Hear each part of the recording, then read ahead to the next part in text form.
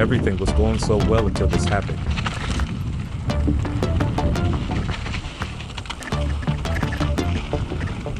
Watch the ending.